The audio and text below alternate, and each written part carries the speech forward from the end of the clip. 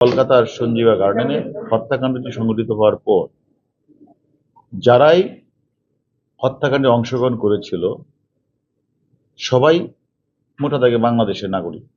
তারা সেখানে হত্যাকাণ্ডটি সংঘটিত করে তারা মানে প্রথমে চলে আসে বাংলাদেশে হলো শিমুল ভুইয়া, তানবীর এবং সেলাস্তি। সিয়াম সেখানে হত্যাকাণ্ডের কাজটি করে সে চলে যায় নেপাল।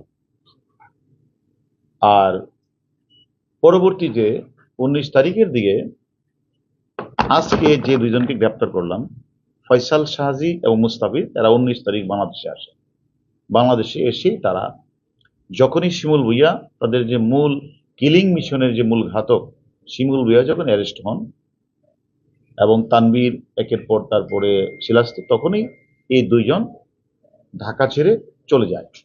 এবং তারা ঢাকা ছেড়ে চলে কোথায় যায়, কোনো সময় আমরা খবর পেয়েছি তারা সুন্দরবনের জঙ্গলে আছে, কোনো সময় আমরা খবর পেয়েছি তারা পাহাড়ের মধ্যে আছে, সিলেটে আছে, চিটাগাং আছে।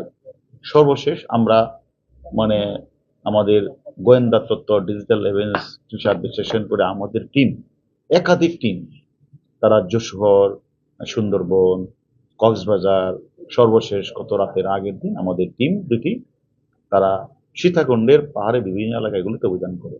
কিন্তু এত গহীন অরণ্য, সেখানে উঠা মানে 5 থেকে 6 ঘন্টা উঠতেই লাগে। এবং সেখানে এই পাহাড়, বিভিন্ন পাহাড় আসলে তখন আমরা সেখানে আমরা বিভিন্ন জায়গাগুলি এলাকায় রাখি। তারপরে আমরা হেলিকপ্টার যুগে আমরা আজকে সাঁড়াশি অভিযান করি।